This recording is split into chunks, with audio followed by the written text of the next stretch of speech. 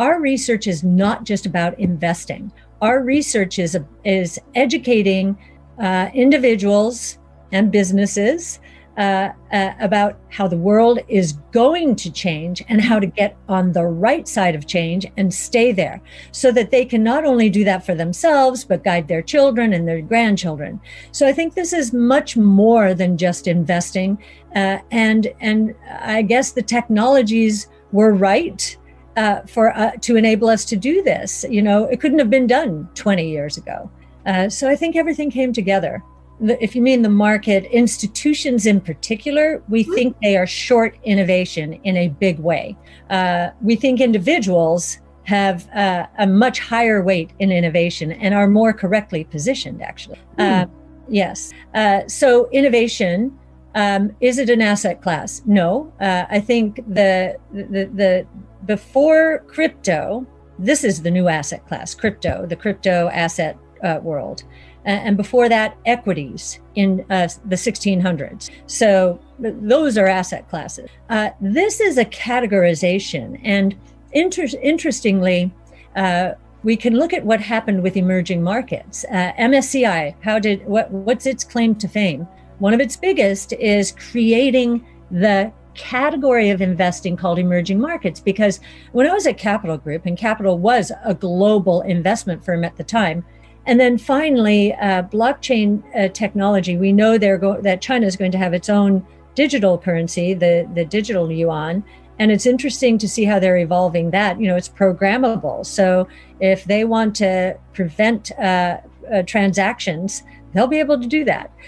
So it's really, really interesting how quickly China is embracing these technologies and running with them. I think on that score, they want the digital yuan to become the reserve currency of Asia. So lots going on. So Bitcoin, do you think, or what's your sort of vision for Bitcoin? Is it going to become a reserve currency? What's your kind of vision going out 5 years and 10 years for Bitcoin as an asset class and a value?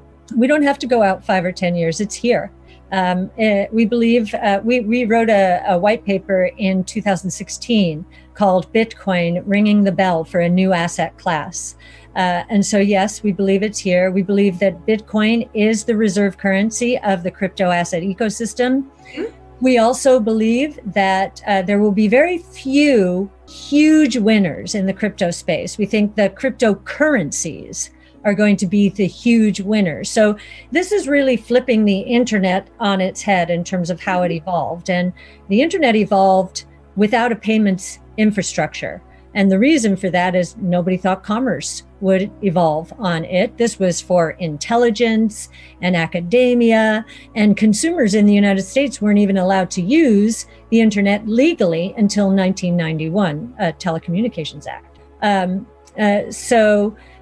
We believe that the Bitcoin and crypto world, the value accrual, where we will see most of the value accrue, is to the cryptocurrencies themselves. This is not what happened in the internet. In the internet, the protocols, so Bitcoin's blockchain is one protocol, Ethereum another, the protocols basically just became standards, right? Technology standards upon which these very valuable applications were built, Facebook, Amazon, and so forth. The value accrued to the applications. This time, we think the value will accrue to the protocols themselves and the currencies as measured by their currencies. We believe that Bitcoin is already the reserve currency of the crypto asset ecosystem. And we can see that in that many crypto assets, most I would say, are priced in terms of Bitcoin. So that's the unit of account. The currencies are very important. We think there will be maybe 4 or 5 that are going to accrue the most value. Now, DeFi, watching it evolve, I mean, we're in the Wild West, decentralized finance. It's very exciting. So that's probably why Ether is going to be another one. We do have a fund right now only with 2 currencies in it. This is a private fund, and that's Bitcoin and Ether. But we're scouring the scene. Some of the custody arrangements associated with others like Decred aren't quite there yet. So, again, we're picking our spots carefully. And so, yes, we think it's an asset class. We think Bitcoin itself I was quoted in some paper, I never said this, but someone did some homework and added what I was saying up and said, ARK thinks this is a $10 trillion opportunity when it came to Bitcoin. And I said, I never said that, but I did actually say it with the building blocks. We think institutional institutional going to say 5 or 6% of institutional portfolios, again, very low correlation. And that's sort of where real estate and emerging markets went. That would add $500,000 to Bitcoin's price. So right there, that's nearly a tenfold increase. If you look at playing the role of cash on the balance sheet, which is, we did not incorporate this into our institutional white paper because we didn't expect it, to be honest.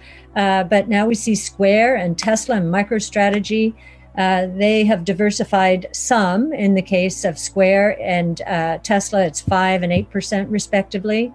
MicroStrategy, it's 100% of their cash in Bitcoin. So if you were to expect 1%, if corporations did that, I think this is just a US calculation too, that would be a 40,000 increase in Bitcoin. If it's 10%, closer to where Tesla is, that would be a $400,000 increase in the price. So again, another 8-fold increase. So, and those are just 2 use cases. I mean, the biggest use case is an insurance policy for anyone in the world, to protect against confiscation of wealth. And part of that, it could be inflation with unhinged monetary policies. I think that's much more of a risk in emerging markets. And so I think we'll see a lot of insurance policies being taken out in the form of Bitcoin. I often reflect that the Saudi princes probably wished that they had allocated some of their wealth to Bitcoin, because they certainly didn't expect their own cousin to confiscate it. But that happens all over the world in ways that we don't even understand. And so I think that insurance policy could be the biggest use case.